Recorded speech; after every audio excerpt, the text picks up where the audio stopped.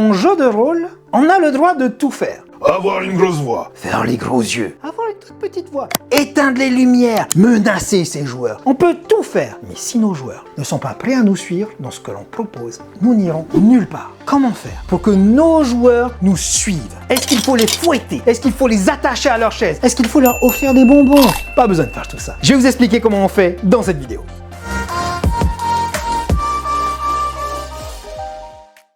Yaorana et bienvenue sur les chroniques de Zach Namael. Imagine, tu viens de mettre la pression à tes joueurs. Ils sont en train d'affronter un monstre surpuissant. Mais ils sont là, coude à coude, et ils sont là à vociférer, et ils hurlent leur cri de guerre, et ils y vont.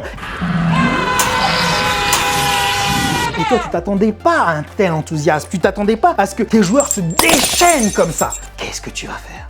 Est-ce que tu vas les punir et dire « Chut, j'ai des voisins » Non, pas du tout. On va les encourager à aller encore plus loin. Toi, tu ne t'y attendais pas, mais tu sais une chose, vous allez vivre ensemble un moment inoubliable. Comment faire pour arriver à faire ça, à pouvoir créer un groupe qui déchire? Voici 5 astuces très simples pour y arriver. Mais juste avant, un petit peu avant, une petite réclame. Rien, pas grand-chose. Aidez-nous à pouvoir aider les autres groupes de joueurs à créer un groupe qui déchire, un groupe qui en veut. Et comment est-ce qu'on fait ça? Partagez la vidéo, faites-la connaître, mettez des likes, mettez des commentaires. Si vous avez des questions, posez-moi ces questions que je puisse vous répondre. Allez, on commence tout de suite.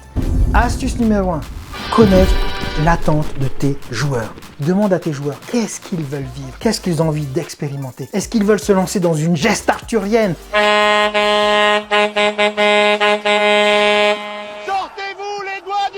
De faire de l'épique, un combat, une épopée fantastique. Est-ce qu'ils veulent faire une simple romance, une histoire d'amour? Est-ce qu'ils veulent explorer de sombres catacombes et défier le mythe de Cthulhu? Demande-leur. Et vous allez pouvoir vous mettre en accord entre ce que toi, tu as envie de leur faire faire et ce que eux veulent vivre. Et avec ça, tu vas pouvoir les terrifier. Tu vas pouvoir leur donner de la joie, tu vas pouvoir les faire vibrer.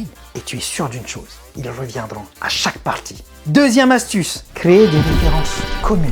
Dans quel univers vous avez envie de jouer? Est-ce que vous voulez faire du Donjons et Dragons, mais dans l'univers du Trône de Fer? Est-ce que vous voulez faire de l'Appel de Cthulhu, mais au lieu de le faire dans les années folles, le transposer dans l'ère victorienne? De cette façon, avec des univers de références communes, tu vas pouvoir piocher partout pour pouvoir offrir de la nouveauté à tes joueurs. Et avec ces références, les joueurs aussi vont pouvoir s'inspirer et enrichir leur propre jeu et les descriptions qu'ils vont faire de leurs personnages, de ce que leurs personnages font, de la maison qu'ils possèdent.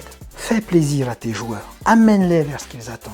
Et tu pourras les amener plus loin que ce qu'ils pensent pouvoir faire. Et plus loin que ce que toi, tu penses pouvoir faire également. Troisième astuce, les feedbacks.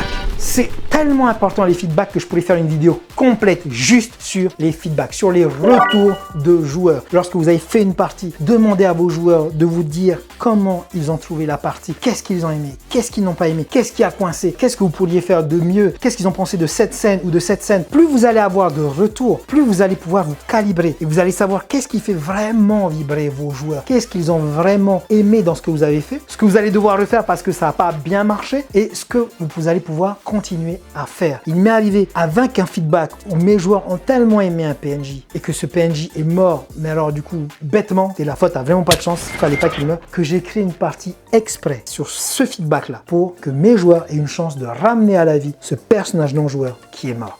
Et c'est une des aventures dont il me parle encore aujourd'hui, 10 ans après. Astuce numéro 4, ne vous jugez pas.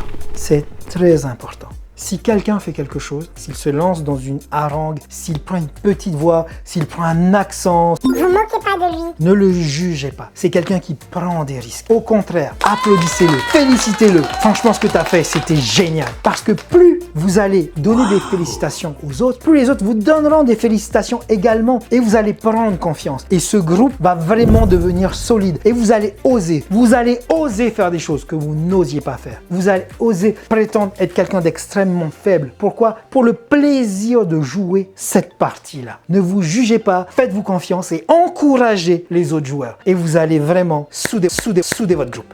Astuce numéro 5, incarnez votre groupe. Votre MJ va vous réunir, va faire de vous un groupe. Ça y est, vous avez maîtrisé les 4 astuces d'avant. Maintenant, vous allez incarner ce groupe. Vous allez vraiment devenir une bande. Et une bande, ça porte un nom. Donnez un nom à votre groupe. Est-ce que vous serez le groupe du vendredi soir? Est-ce que vous serez les meilleurs potes de Romain? Est-ce que vous serez le Hellfire Club, yeah! Donnez un nom à votre groupe. C'est simple, c'est sympa, ça fait un effet de bande et vous allez être heureux de vous retrouver. Et ce groupe va peut-être durer 5, 10, 15, 20 ans. On ne sait pas. Mais en tout cas, c'est votre groupe à vous. Incarnez-le et vous allez vraiment pouvoir jouer tous ensemble et vous allez vous marrer pendant des années. Si vous avez d'autres astuces pour aider les autres joueurs à faire un groupe qui déchire, dites-le en commentaire. Je serai ravi de voir ce que vous avez, vous, dans le ventre. Allez, on se voit sur la prochaine vidéo. Ciao!